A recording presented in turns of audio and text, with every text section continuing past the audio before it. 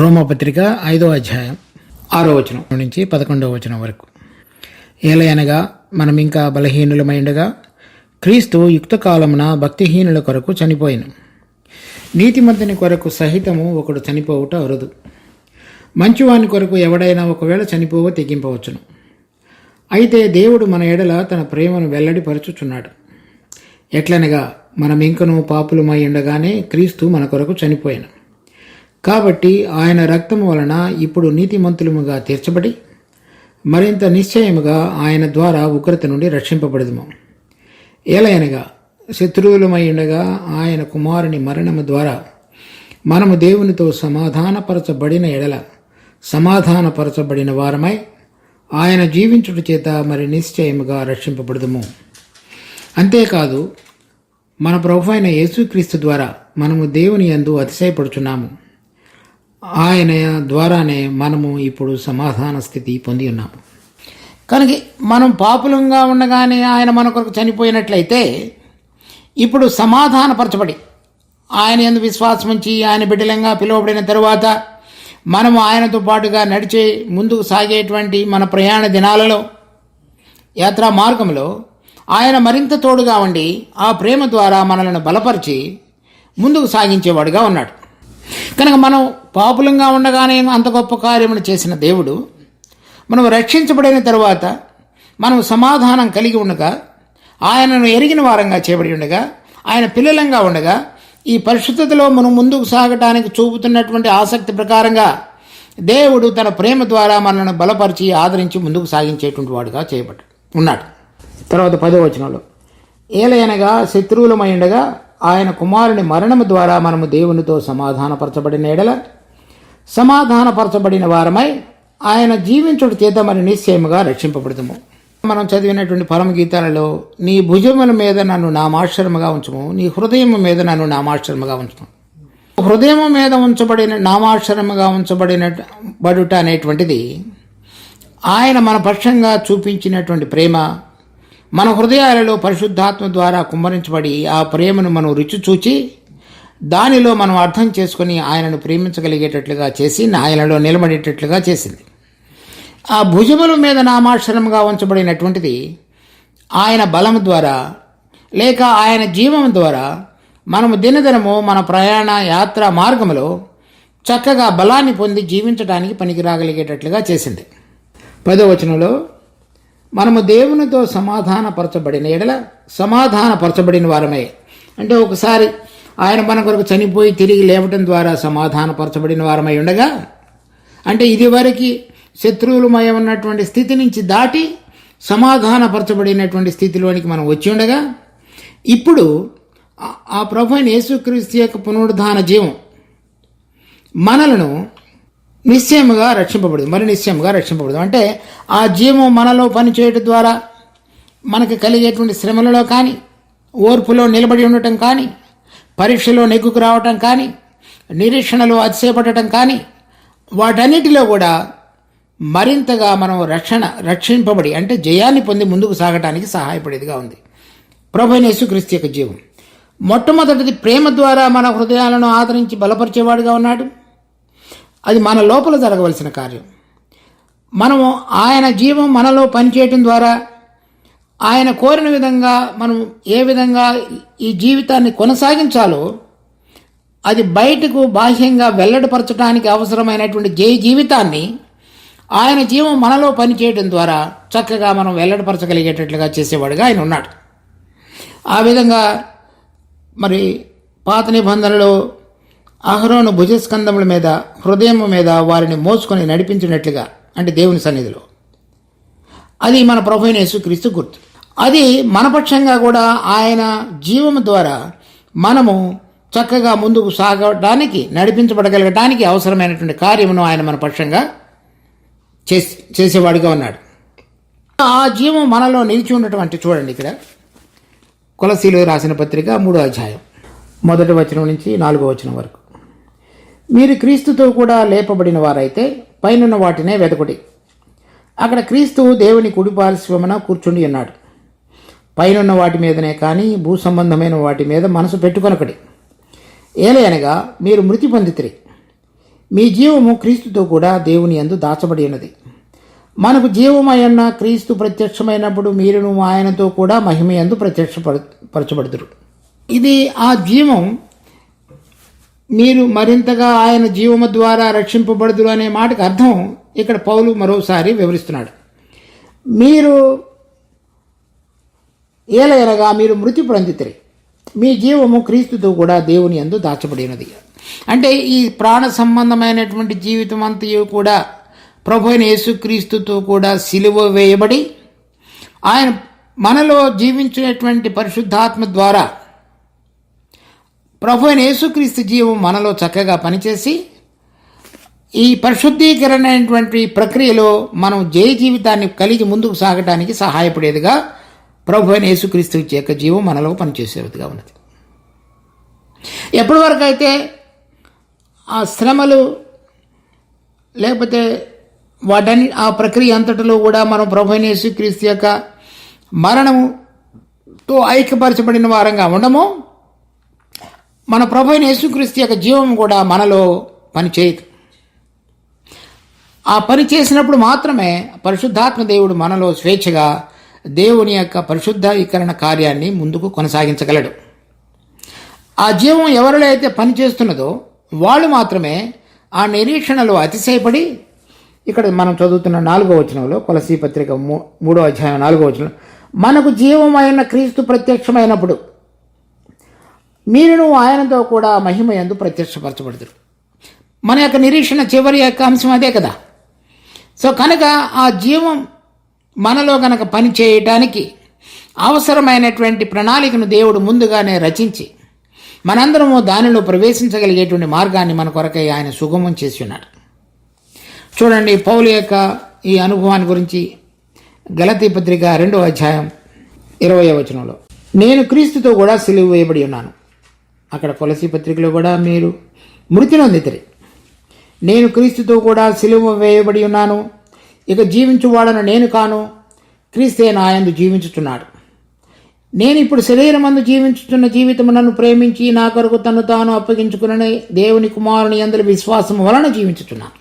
అలా ఎవరైతే పాత జీవితం విషయమై చనిపోయి ఉన్నారో, ప్రభు అయిన యేసుక్రీస్తు ద్వారా నూతన జీవం విషయమై ఎటువంటి ఆటంకం లేకుండా, అవరోధాలు లేకుండా, ఆత్మ యొక్క ప్రేరేపణ ద్వారా చక్కగా ముందుకు దేవుని యొక్క జీవం కలిగి జీవిస్తున్నారో వాళ్ళందరూ కూడా రాబో ఉగ్రత నుండి తప్పక తప్పించబడతారు, ఆరు భద్రపరచబడతారు. ఇప్పుడు మనం చూసినటువంటి ఈ 2 విషయాలలో, ఒకటి దేవుని యొక్క ప్రేమ, దాని ద్వారా మనలో అంతరంగంలో కావలసిన నిరీక్షణ కావలసినటువంటి ఆదరణ, భద్రత, కృప. రెండవది ఆయన యొక్క జీవం ద్వారా మనం చక్కగా పయనించటానికి, జీవించటానికి, దేవుడు ఏది కోరుతున్నాడో అది చేయగలిగినటువంటి విధంగా ఉండటానికి మనకు సహాయపడేవాడుగా ఉన్నాడు. అయితే అటువంటి ప్రక్రియలో గనక మనం ముందుకు సాగకపోయినట్లయితే చూడండి, రోమాపత్రిక 5వ అధ్యాయం 9వ వచనం, కాబట్టి ఆయన రక్తం వలన ఇప్పుడు నీతిమంతులముగా తీర్చబడి మరింత నిశ్చయముగా ఆయన ద్వారా ఉగ్రత నుండి రక్షింపబడుతాం. ఒకవేళ ఎవరైనా సరే రక్షించబడిన తరువాత ఆయనలో స్థిరంగా ఉండి ఆ పరిశుద్ధీకరణలో గనక ముందుకు కొనసాగేటువంటి ప్రక్రియలో ఆయనతో సహకరించక ఆ ఆత్మ, ప్రాణము, శరీరము ఈ మూడింటిలో ఎటువంటి పరిశుద్ధీకరణ కార్యాన్ని దేవుడు మన పక్షంగా చేయాలని కోరుతున్నాడో అది కనుక కొనసాగకపోయినట్లయితే ఆయన యొక్క ఉగ్రత నుండి తప్పించబడదు, అంటే ఆ ఉగ్రతలో పాలు పొందే అవకాశం ఉంది. చెప్తున్నాడు, ఎవరైతే ఆయన ప్రేమ ద్వారా ఆదరించబడతారో, ఆయన జీవం ద్వారా జీవించుతారో, ఆ రెండింటి ద్వారా దినదినము చక్కగా పరిశుద్ధీకరణలో ముందుకు సాగుతారో వారు రాబోయేటువంటి ఉగ్రతలో పాలు పొందవలసిన అవసరం ఉండదు. ఆయన మనలను ఉగ్రతలో పాలు పొందటానికి పిలవలేదు. చూడండి, 1 తెస్సలోనీయులకు రాసిన పత్రిక 5వ అధ్యాయం 8వ వచనం 9వ వచనం, మనము పగటి వారమై ఉన్నాము కనుక మత్తులమై ఉండక విశ్వాస ప్రేమలను కవచము, రక్షణ నిరీక్షణ అను శిరస్త్రాణమును ధరించుకుందాము. ఎందుకనగా మన ప్రభు అయిన యేసు క్రీస్తు ద్వారా రక్షణ పొందుటకే దేవుడు మనలను నియమించిన, కానీ ఉగ్రత పాలొగటకు నియమింపలేదు. కనుక ఎవరైతే ఈ విశ్వాస ప్రేమ అనేటువంటి కవచాన్ని వాళ్ళ హృదయములలో ధరించుకొని ప్రభునందు విశ్వాసం ఉంచి ఆయన పక్షంగా ప్రేమ కలిగి సహోదరుల పక్షంగా ప్రేమ కలిగి జీవించేటువంటి జీవితం లేకుండా తర్వాత రక్షణ నిరీక్షణ అనే శిరస్త్రాణం అంటే నేను మా ప్రభు రాబోతున్నాడు, ఆయన వచ్చినప్పుడు తిరిగి నేను ఆయనతో పాటుగా మహిమలో పాలు పొందేటువంటి ప్రయాణంలో ఉన్నాను, ఆయన వచ్చినప్పుడు నేను లేవనెత్తబడతాను అనేటువంటి సూచనగా ఉన్న మన జీవితాన్ని గనక బాహ్యంగా వెల్లడిపరిచేటువంటి విధంగా మన నడత గనక లేకపోయినట్లయితే ఆ ఉగ్రతలో పాలు పొందవలసిన వారంగా చేయబడతాం. తర్వాత ఎఫెసీ పత్రిక 5వ అధ్యాయం 6-7 వచనాలు. వ్యర్థమైన మాటల వలన ఎవడనూ మిమ్మల్ని మోసపరచనీయకుడి. ఇట్టి క్రియల వలన దేవుని ఉగ్రత అవిధేయులైన వారి మీదకి వచ్చును. కనుక అట్టి వారితో పాలివారై ఉండకడి. ఇక్కడ మనం చూస్తున్నటువంటి విషయాలు పౌలు విశ్వాసులుగా ఉండి అని పిలువబడుతున్నటువంటి ఎఫెసీలో ఉన్న సంఘంలో ఉన్నటువంటి వారికి రాస్తున్నాడు. వారు కనుక అవిధేయులుగా జీవించినట్లయితే అంటే దేవుడిని ఎరగక వారు అని అర్థం కాదు.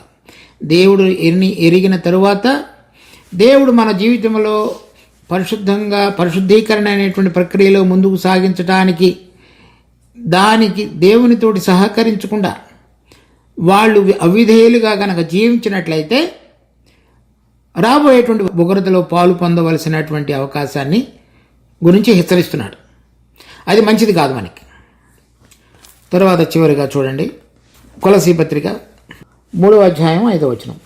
కావున భూమి మీదనున్న మీ అవయవములను అనగా జారత్వము, అపవిత్రత, కామాతురత, దురాశను విగ్రహారాధన అయిన ధనాపేక్షను చంపివేయడి. వాటి వలన దేవుని ఉగ్రత అవిధేయుల మీదకు వచ్చును. సో తర్వాత కూడా ఇంకా కొన్ని విషయాలు చెప్పాడు. అంటే ఎవరెవరైతే దేవుడు ఏదైతే మన జీవితంలో సంపూర్ణంగా ఆయనకు విధేయత చూపించి నడవాలని కోరుతున్నాడో విశ్వాసులుగా అది విధేయత చూపించిన వారి విషయంలో దేవుని యొక్క ఉగ్రత మన మీదకి వచ్చే అవకాశం ఉందని, అవిధేయుల మీదకి వచ్చే అవకాశం ఉందని పౌలు హెచ్చరిస్తున్నాడు. తర్వాత ఇక్కడ చెప్తున్నాడు ప్రకటన గ్రంథం 14వ అధ్యాయం 9-10 వచనాలు. మరియు వేరొక దూత అనగా 3వ దూత వీరి వెంబడి వచ్చి గొప్ప స్వరముతో ఇలాగ చెప్పెను, ఆ క్రూర మృగమునకు గాని దాని ప్రతిమకు గాని ఎవడైనను నమస్కారం చేసి తన నొసటి అందేమి చేతి మీదనేమి ఆ ముద్ర వేయించుకొనిన ఎడల ఏమీయూ కలపబడకుండా దేవుని ఉగ్రత పాత్రలో పోయబడిన దేవుని కోపము అను మద్యమును వాడు త్రాగును. పరిశుద్ధ దూతల ఎదుటను గొర్రెపిల్ల ఎదుటను అగ్ని గంధకముల చేత వాడు బాధింపబడును. 11వ వచనం. వారి బాధ సంబంధమైన పొగ యుగయుగములు లేచును. ఆ క్రూర మృగమునకును గాని దాని ప్రతిమకు గాని నమస్కారం చేయువారును దాని పేరుగల ముద్ర ఎవడైనను వేయించుకొని నీడల వాడును రాత్రింబగళ్ళు నెమ్మది లేని వారే ఇందురు. దేవుని ఆజ్ఞలను యేసును గూర్చిన విశ్వాసమును గైకొనుచున్న పరిశుద్ధుల ఓర్పు ఇందులో కనబడదు. ఈ 9వ వచనం నుంచి 12వ వచనం వరకు చదివినటువంటి వాక్యవాహంలో ఆ దినాలలో ఇంకను పరిశుద్ధులని పిలువబడేటువంటి విశ్వాసులు భూమి మీద ఉన్నారు. ఆ సమయంలో అపవాది తన ముద్రను వేయించుకోమని అందరినీ బలవంతం చేసేవాడుగా ఉన్నాడు. ఆ ముద్ర లేకుండా ఆ దినాలలో బ్రతకడం అనేటువంటిది చాలా సాధ్యమైనటువంటి పనిగా ఉండదు. ఆ సమయాలలో ఎవరైతే ఆ ముద్ర వేయించుకుంటారో వాళ్ళందరి మీదకి దేవుని కోపం అనేటువంటి మద్యాన్ని ఉగ్రతను తాగుతారు. ఇంకా దానికి ఇంకా పరిష్కారం లేదు. కానీ అటువంటి సందర్భంలో నిలిచిపోయినటువంటి విశ్వాసులు పరిశుద్ధులు ఆ ముద్ర వేయించుకున్నట్లయితే వారు కూడా ప్రమాదంలో పడేటువంటి అవకాశం ఉంది. కనుక ఆ ఉగ్రతలోనికి పాలు పొందకుండా ఉండాలంటే ఈ దేవుని యొక్క కోపం అనేటువంటి ఆ మద్యంతో నింపబడిన ఉగ్రత పాత్ర భూమి మీద కుమ్మరించబడక మునుపు వారు లేవనెత్తబడగలిగినటువంటి విధంగా పరిశుద్ధతలో పాలు పొందిన వారుగా ఉన్నట్లయితే అప్పుడు వారికి ఈ సందర్భాన్ని ఎదుర్కొనవలసినటువంటి అవసరం ఉండదు. సో అవిధేయులుగా జీవించేవారు విషయంలో ఎఫెసీ పత్రికలోను కొలసీ పత్రికలోను లేక మత్తులుగా ఉండి నిద్రించి లోకంతో కలిసి జీవిస్తున్న వారి విషయంలోను లేక ఆ ప్రభు యొక్క రాకడకు మునుపు జరిగేటువంటి శ్రమల కాలంలో ఆ ముద్ర వేయించుకొనటానికి తాము అపవాది యొక్క చేతులలోనికి అప్పగించుకోవలసిన వచ్చిన పరిస్థితుల్లో ఉండి అప్పగించుకునే వారుగాను ఉన్నట్లయితే వారందరి మీదకి కూడా ఈ ఉగ్రత వచ్చేటువంటి అవకాశాన్ని మనం ఈ వాక్యంలో చూస్తున్నాం. కానీ మనం చదివినటువంటి వాక్య భాగం మరలా రోమాపత్రిక 5వ అధ్యాయంలో 9వ వచనంలో, కాబట్టి ఆయన రక్తం వలన ఇప్పుడు నీతిమంతులముగా తీర్చబడి మరింత నిశ్చయముగా ఆయన ద్వారా ఉగ్రత నుండి రక్షింపబడదాము. కనుక ఎవరైనా సరే ఈ శ్రమ ఓర్పు పరీక్ష నిరీక్షణను కలుగు చేయనటువంటి మార్గంలో స్థిరంగా ఆయన ప్రేమ ద్వారా నిలబడి ఆయన జీవం ద్వారా దినదినము జీవించేటువంటి అభ్యాసం కలిగినటువంటి విశ్వాసులు, విధేయులైన వారు రాబోయే దినాలలో ఆ ఉగ్రత నుంచి మరింత నిశ్చయముగా దేవుడు మనల్ని కాపాడి భద్రపరిచి వాడుగా ఉన్నాడు.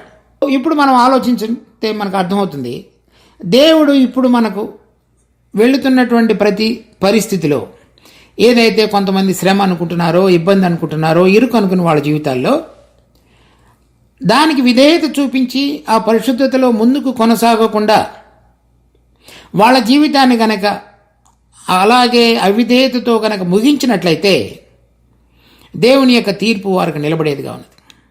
కానీ అది దేవుడికి అది ఇష్టం లేదు. ఏం కోరుతున్నాడంటే, మనం పాపులమై ఉండగానే ఆయన మన కొరకై చనిపోయి ఆయన ప్రేమను వెల్లడపరిచి ఉండగా తిరిగి మృతులలో నుంచి తన కుమారుడిని లేపుడు ద్వారా ఆ జయించటానికి సామర్థ్యం కలిగిన జీవాన్ని మన హృదయాలలో మన ప్రభు అయిన యేసుక్రీస్తుతో కూడా ఐక్యపరచుకునడం ద్వారా జీవించడానికి సామర్థ్యం కలిగిన ఆ జీవాన్ని మనలో కుమ్మరించి ఉండగా మనకు మరింత ధైర్యాన్ని కలుగజేసి మనం జయించగలము, మనం విధేయులుగా జీవించినట్లయితే రాబోయే దినాలలో ఆ ఉగ్రత నుంచి కాపాడబడగలము అనేటువంటి నిశ్చయతను ఆత్మ ద్వారా మన హృదయాలలో ఆయన కుమ్మరిస్తున్నాడు.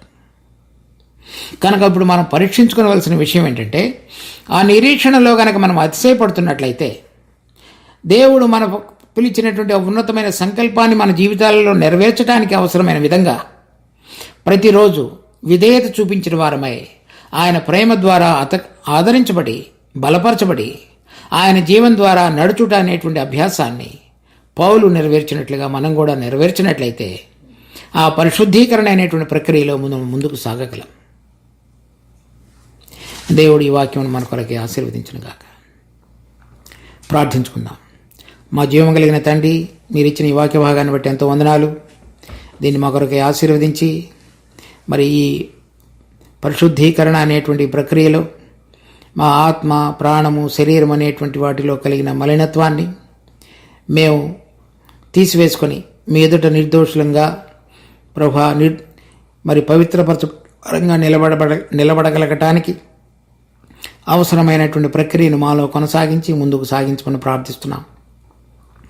దానికి మీరు మా పక్షంగా చూపించినటువంటి ప్రేమ మా హృదయాలలో కుమ్మరించబడి ఉండగా దాని విషయంలోనూ మీ కుమారుడు మృతుల్లో నుంచి లేపుడు ద్వారా ఏ జీవాన్ని బట్టి ఆయన జయించి ఉన్నాడో ఆ జీవం మాలో చక్కగా పనిచేయడం ద్వారా మేము ఆనందించి బలపరచబడి మరింతగా విధేయత చూపించిన వారమై ఆ రాబోతున్నటువంటి ఉగ్రత నుంచి తప్పించబడి మీ కొరకు మీ ప్రభు మీ కుమారుడు మహిమలో తిరిగి వచ్చినప్పుడు మేము ఆయనతో లేవనెత్తబడేటువంటి అనుభవం కలిగిన వారంగా ఉండగలుగుటకు మా జీవిత యాత్రను మీరు ప్రతిరోజు సిద్ధపరచమని ప్రార్థిస్తూ మా రక్షకుడు ప్రభు అయిన యేసు నామమున అడిగి వేడుకుంటున్నాం తండ్రి.